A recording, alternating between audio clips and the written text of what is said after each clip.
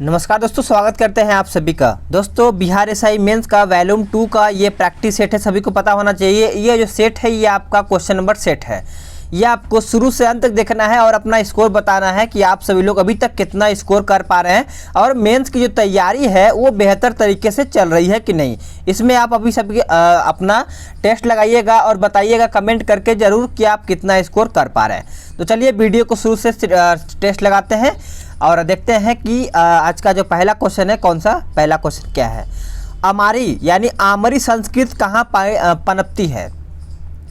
आमरी संस्कृति कहाँ पर पनपती है? तो आंसर हो जाएगा ऑप्शन डी, सिंध में। याद रखिएगा, आमरी की खोज एन.जी. मजुमदार द्वारा की गई थी। नेक्स्ट क्वेश्चन है क्वेश्चन नंबर 2। निम्नलिखित में से कौन सा बौद्ध पवित्र निम्नलिखित में से कौन सा बौद्ध पवित्र स्थल निरंजना नदी पर स्थित है? तो आंसर हो जाएगा ऑप्शन ए, बोध गया। याद रखिएगा, बोध गया में ही महात्मा बुद्ध को ज्ञान की प्राप्ति हुई थी। Question number 3। निम्नलिखित में से कौन एक कनिष्क के दरबार से संबंधित नहीं था? चलिएगा आंसर करिएगा। आंसर हो जाएगा ऑप्शन डी, पतंजलि। याद रखिएगा, पतंजलि पुष्य मित्र शुंग के दरबार से संबंधित है। याद रखिएगा। Question number 4। किस वंश के सुल्तानों ने सबसे अधिक समय तक देश में राज्य किया था? आंसर हो जाएगा ऑप्शन डी, तुगलक वंश। तुगलक वंश की शासन अवधि देखा जाए तो 1320 से 1414 तक इन्होंने शासन किया था। Question number 5। इनमें से किसने कृष्णा नदी की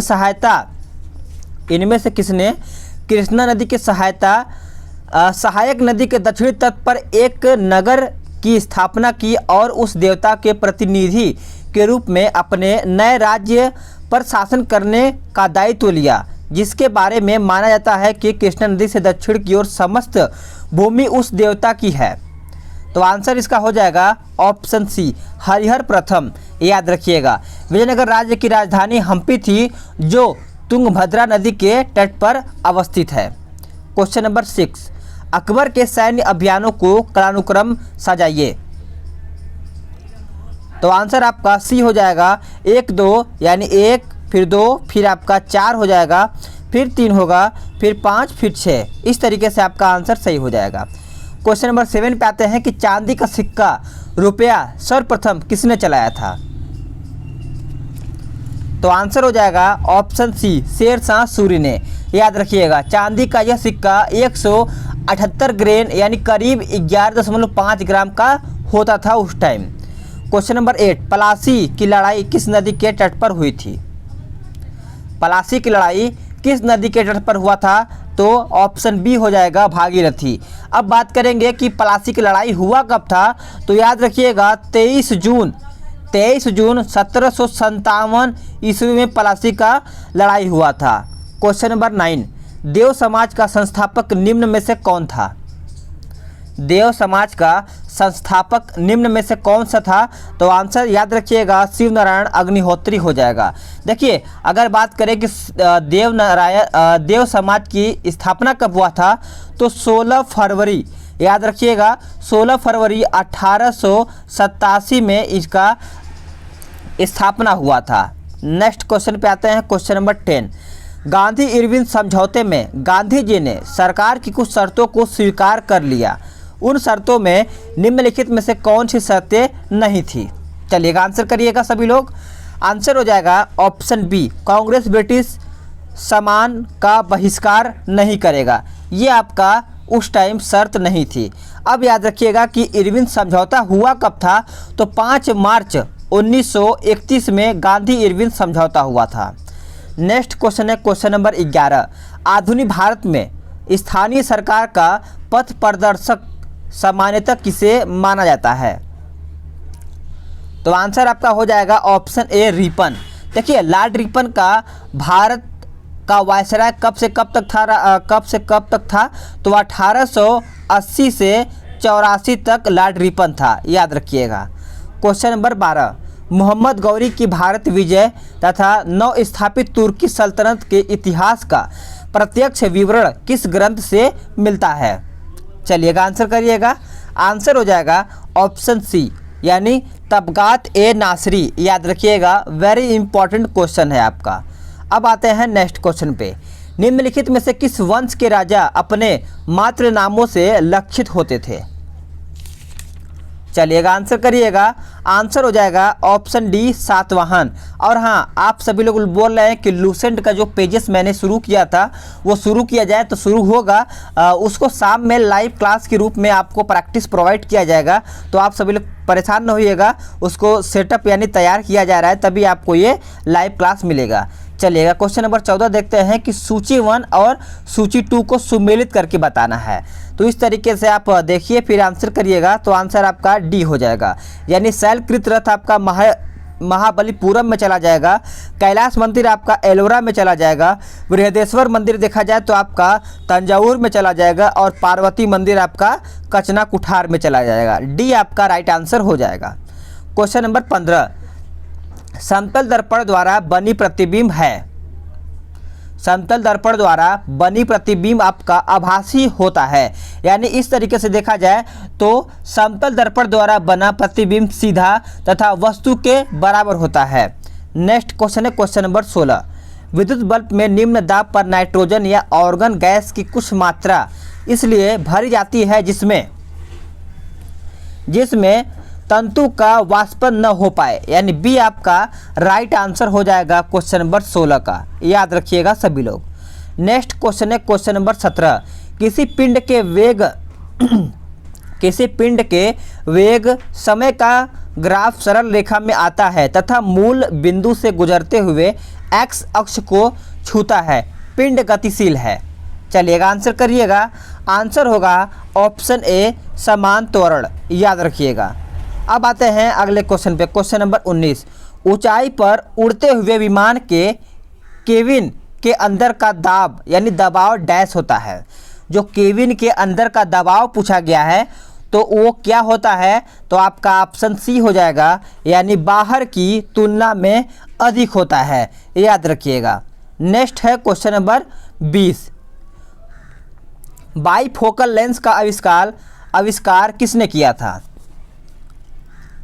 तो आंसर आपका बी हो जाएगा बेंजामिन फ्रैंकलिन, याद रखिएगा। बाईफोकल लेंस में एक ही लेंस में अवतल और उत्तल लेंस दोनों होता है। नेक्स्ट क्वेश्चन है क्वेश्चन नंबर 21, एंटीजन है। एंटीजन क्या है? तो इस तरीके से देखा जाए तो एंटीजन एक प्रकार का एंटीबॉडी के निर्माण हेतु उत्प्रेरक का काम करता है। एंटीबॉडी यानी एंटीजन बाहरी तत्व होता है जो प्रतिरक्षा तंत्र को एंटीबॉडी बनाने के लिए प्रेरित करता है। क्वेश्चन नंबर 22, मृदा कण की सतह पर मजबूती से चिपकी पतली जल परत कहलाती है। आंसर क्या होगा? आंसर हो जाएगा ऑप्शन सी कोशिका जल, याद रखिएगा। क्वेश्चन नंबर 23, नाइट्रोजन फिक्सिंग जीवाणु सामान्यतः पाए जाते हैं। तो करेक्ट आंसर आपका सी हो जाएगा लेग्यूमिनस पौधों में, याद रखिएगा। सी इज द करेक्ट आंसर हो जाएगा। क्वेश्चन नंबर 24 पे आते हैं कि रतौंधी निम्नलिखित में से किसके कारण से होता है? ये तो सभी को पता होना चाहिए। रतौंधी जो होता है आपका विटामिन ए की कमी से होता है। देखिए रतौंधी रोग के रोगी को रात के वक्त नज़दीक के जो चीज़ें होते हैं वो सही तरीके से नहीं दिख पाते हैं। क्वेश्चन नंबर 25, सामान्य व्यक्ति में 100 मिली रक्त में कोलेस्ट्रॉल स्तर किसके बीच रहता है? तो आंसर आपका बी हो जाएगा 150 से 250 मिग्रा, याद रखिएगा। नेक्स्ट है क्वेश्चन नंबर 26, निम्नलिखित में से कौन एनेलिडा और मोलस्का के बीच कड़ी है? इंपॉर्टेंट है, आंसर करिएगा। तो आंसर आपका सी हो जाएगा नियोपाइलाइना, यानी आपका सी राइट आंसर हो जाएगा क्वेश्चन नंबर 26 का। अगर एनेलिडा संघ के बारे में देखा जाए तो इसके अंतर्गत सूक्ष्म वलय को धारण करने वाले जीव जंतु आते हैं। नेक्स्ट क्वेश्चन है क्वेश्चन नंबर 27, गुणसूत्रों में होते हैं। गुणसूत्रों में आपके डीएनए और प्रोटीन होते हैं। देखिए अगर इसके बारे में देखा जाए तो सभी जीवों में, प्राणियों और वनस्पतियों की कोशिकाओं में पाए जाने वाले तंतुमय संरचना को गुणसूत्र या फिर क्रोमोसोम कहते हैं। नेक्स्ट क्वेश्चन है क्वेश्चन नंबर 28, प्रकाश संश्लेषण के दौरान प्रकाश सुग्राही कारण के रूप में निम्न में से कौन सा काम करता है? चलिएगा आंसर करिएगा। आंसर हो जाएगा ऑप्शन ए पर्णहरित या फिर क्लोरोफिल। कि आपका आंसर क्या होगा? ए हो जाएगा। अब आते हैं क्वेश्चन नंबर 29 पर। दो विलयनों को कब आइसोटोनिक कहा जाता है? चलिएगा बताइएगा। आंसर हो जाएगा ऑप्शन ए, उनका परासरण दाव समान हो तब उनको आइसोटोनिक कहा जाता है। क्वेश्चन नंबर 30, पौधों की वृद्धि के लिए सबसे महत्वपूर्ण यौगिक निम्नलिखित में से कौन बने होते हैं? तो आंसर आपका हो जाएगा ऑप्शन बी नाइट्रोजन। देखिए अगर इसके बारे में देखा जाए तो नाइट्रोजन से ही पौधों में प्रोटीन का निर्माण होता है जो पौधों की वृद्धि के लिए अति आवश्यक होता है। अब आते हैं क्वेश्चन नंबर 31 पे। रेफ्रिजरेटर में प्रशीलक का काम करने वाला द्रव कौन सा होता है? चलिएगा आंसर करिएगा। तो आंसर आपका हो जाएगा ऑप्शन सी द्रवीय अमोनिया। याद रखिएगा। क्वेश्चन नंबर 32 पे आते हैं कि जल के प्राप्त गुणधर्म से ही नहीं है, गुणधर्म में सही नहीं है। तो इसका आंसर आपका हो जाएगा ऑप्शन ए 1, 2, 3। यानी यह चुंबक द्वारा आकर्षित होता है, यह विद्युत का बहुत अच्छा सुचालक है, बहुत अच्छा चालक है। इसमें ऑक्सीजन परमाणु के विपरीत दिशा में हाइड्रोजन के साथ ध्रुवीय सहसंयोजक बंध हैं जिसकी वजह से अणु रैखिक हैं। तो याद रखिएगा, इंपॉर्टेंट क्वेश्चन है सभी क्वेश्चन। नेक्स्ट क्वेश्चन है क्वेश्चन नंबर 33। एक श्वेत रासायनिक यौगिक इसको पानी की पर्याप्त मात्रा मिलाने पर सख्त हो जाता है। यह शल्य चिकित्सा एवं टूटी हड्डियों को जोड़ने में उपयोगी है। यह पदार्थ आपको बताना है। तो इसका करेक्ट आंसर आपका हो जाएगा ऑप्शन क्या? ए हो जाएगा प्लास्टर ऑफ पेरिस। याद रखिएगा।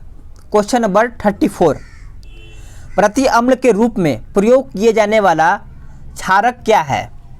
क्षारक होता है तो आंसर आपका हो जाएगा ऑप्शन सी मैग्नीशियम हाइड्रोक्साइड। देखिए मैग्नीशियम हाइड्रोक्साइड को मिल्क ऑफ मैग्नीशिया भी कहा जाता है। यह एक अकार्बनिक यौगिक होता है। अब आते हैं अगले क्वेश्चन पे। Question number 35। ग्रह अपनी विभिन्न धुरियों पर गतिशील रहते हैं, किसके द्वारा? तो आंसर आपका हो जाएगा ऑप्शन बी गुरुत्वाकर्षण के अभिकेंद्रीय बल के द्वारा। ये सब आपको देखने को मिलता है। क्वेश्चन नंबर 36 पे आते हैं कि सूर्य और धरती के बीच की अनुमानित दूरी लगभग कितना किलोमीटर है? चलिएगा आंसर करिएगा।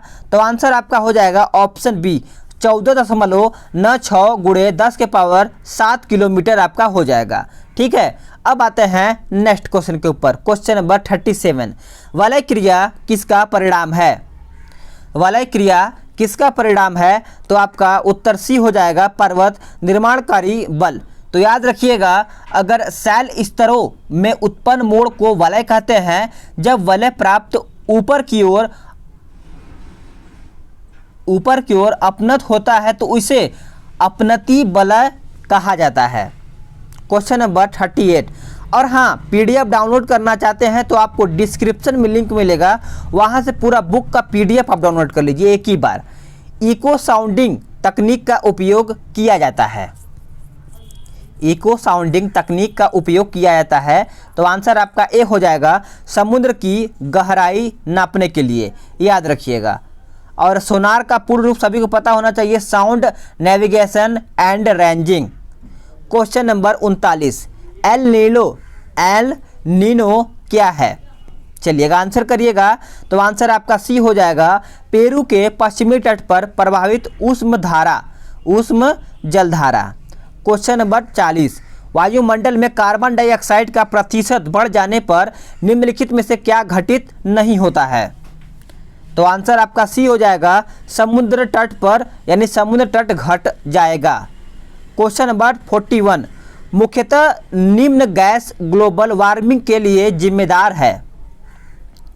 तो आंसर आपका हो जाएगा ऑप्शन ए कार्बन डाइऑक्साइड। याद रखिएगा सभी लोग। Question number 42। ग्रीष्मकालीन मानसून में से सर्वाधिक वर्षण किस क्षेत्र में प्राप्त होता है? तो आंसर आपका ए हो जाएगा कोरोमंडल तट। याद रखिएगा, वेरी इंपॉर्टेंट क्वेश्चन है। क्वेश्चन नंबर 43 पे आते हैं कि सह्याद्री पर्वत स्थित है। सह्याद्री पर्वत आपका स्थित है महाराष्ट्र में। देखिए, पश्चिमी घाट पर्वत श्रेणी को ही हम सह्याद्री पर्वत कहते हैं, तो आपको याद होना चाहिए। अब आते हैं नेक्स्ट क्वेश्चन पे। दक्षिण पश्चिम मानसून का समय क्या है? दक्षिण पश्चिम मानसून का समय पूछा गया है, तो आंसर आपका डी हो जाएगा मध्य जून सितंबर। याद रखिएगा, अगर इसके बारे में देखा जाए तो मानसून शब्द कहाँ से लिया गया? मानसून शब्द यह आपका अरबी के मौसमी शब्द से लिया गया है। अब आते हैं अगले क्वेश्चन पे। भारत का सबसे बड़ा संघ राज्य क्षेत्र कौन सा है? भारत का सबसे बड़ा संघ राज्य क्षेत्र कौन सा है? तो आपका लद्दाख हो जाएगा। भारत में कुल 8 संघ राज्य क्षेत्र हैं तथा 28 राज्य हैं। याद रखिएगा। अब आते हैं क्वेश्चन नंबर 46 पे। 46 कहता है कि कुचिपुड़ी किस प्रदेश का लोक नृत्य है? तो कुचिपुड़ी के बारे में पूछा गया है, तो कुचिपुड़ी का आपका आंसर हो जाएगा आंध्र प्रदेश। कुचिपुड़ी एक शास्त्रीय नृत्य है। भारतनाट्यम तमिलनाडु का, यानी तमिलनाडु का शास्त्रीय नृत्य है। याद रखिएगा, तमिलनाडु भारतनाट्यम। क्वेश्चन नंबर 47, नागालैंड की राष्ट्रीय भाषा क्या है? नागालैंड का राष्ट्रीय भाषा क्या है? तो आपका ऑप्शन ए हो जाएगा अंग्रेजी। ठीक है, अंग्रेजी वहाँ पर बोला जाता है। और असम का देखा जाए तो आपको असमिया भाषा बोला जाता है। नेक्स्ट क्वेश्चन है क्वेश्चन नंबर 48, बिहू किस राज्य का लोक नृत्य है? बिहू किस राज्य का लोक नृत्य है? तो आपका असम हो जाएगा। अगर सतरिया देखा जाए तो सतरिया भी आपका असम का ही हो जाएगा। और बात करें कि तमाशा लावनी, यह आपका कहाँ का होगा? महाराष्ट्र का होगा। याद रखिएगा। क्वेश्चन नंबर 49, अमावस्या के अवसर पर जब धरती से देखने पर सूर्य और चांद एक ही संयोजन में दिखे तो उस अमावस्या को हम क्या कहते हैं? तो उस अमावस्या को देखा जाए तो हम सूर्य ग्रहण कहते हैं। ठीक है, सूर्य ग्रहण के दौरान सूर्य, चंद्रमा और पृथ्वी तीनों एक सीध में होता है। क्वेश्चन नंबर 50, हमारे उपग्रह में मृदु जल की सर्वाधिक मात्रा है किसमें? तो आंसर आपका डी हो जाएगा भूमिगत जल में। याद रखिएगा सभी लोग। क्वेश्चन नंबर 51, गणराज्य यानी गणतंत्र होता है। चलिएगा आंसर करिएगा। आंसर आपका डी हो जाएगा राज्य जहां पर अध्यक्ष वंशानुगत रूप न हो। ठीक है, इंपॉर्टेंट क्वेश्चन है। अब आते हैं अगले क्वेश्चन पे। क्वेश्चन नंबर 52, मौलिक अधिकारों के अंतर्गत कौन सा अनुच्छेद बच्चों के शोषण से संबंधित है? तो आंसर आपका डी हो जाएगा अनुच्छेद 24। याद रखिएगा, सभी का आंसर यहाँ पे सही होना चाहिए। देखिए, भारतीय संविधान भाग 3 में अनुच्छेद 12 से 35 तक में मौलिक अधिकारों का उल्लेख किया गया है। बात करें अनुच्छेद 17 के बारे में तो इसमें अस्पृश्यता का उन्मूलन प्रावधान है। और बात करें अनुच्छेद 23 में तो इसमें मानव के दुर्व्यवहार और बाल आश्रम का प्रतिषेध किया गया है। और 19 में सभी को पता है स्वतंत्रता यानी बोलने की स्वतंत्रता कही गई है। राष्ट्रपति राष्ट्रीय संकट की घोषणा करता है कब? कब कर सकता है? तो आंसर आपका बी हो जाएगा मंत्रिमंडल की सिफारिश पर वो कर सकता है। नेक्स्ट क्वेश्चन है, पहले अविश्वास प्रस्ताव और दूसरे अविश्वास प्रस्ताव के बीच कितना अंतर होना चाहिए? तो वो लगभग देखा जाए तो आपका 6 महीने का यहाँ पर अंतर होना चाहिए। क्वेश्चन नंबर 55, भारत में अधिकारित लोकतंत्र निम्न में से कौन सुनिश्चित करता है? तो आंसर आपका ए हो जाएगा पंचायती राज। पंचायती राज की स्थापना का प्रावधान देखा जाए तो अनुच्छेद 40 में कहा गया है। अनुच्छेद 40 में। नेक्स्ट क्वेश्चन है कि राज्य लोक सेवा आयोग के किसी भी सदस्य को अयोग्यता के आधार पर आवश्यक जांच के पश्चात निम्न में से कौन हटा सकता है? तो आंसर आपका ए हो जाएगा राष्ट्रपति के द्वारा ही ये हटाया जा सकता है। अनुच्छेद 315 में अगर देखा जाए तो आपका यहाँ पे राज्य लोक सेवा आयोग का गठन किया जाता है। नेक्स्ट क्वेश्चन है क्वेश्चन नंबर 57, पंचायती राज किस विचारधारा पर आधारित है? पंचायती राज किस विचारधारा पर आधारित है? तो आपका ऑप्शन ए हो जाएगा लोकतांत्रिक विकेंद्रीकरण। याद रखिएगा। नेक्स्ट क्वेश्चन है क्वेश्चन नंबर 58। किस संशोधन विधेयक द्वारा भारतीय संविधान में नागरिकों के मूल कर्तव्यों को शामिल किया गया है? तो करेक्ट आंसर आपका ए हो जाएगा 42वां संविधान संशोधन विधेयक। याद रखिएगा। Question number 59।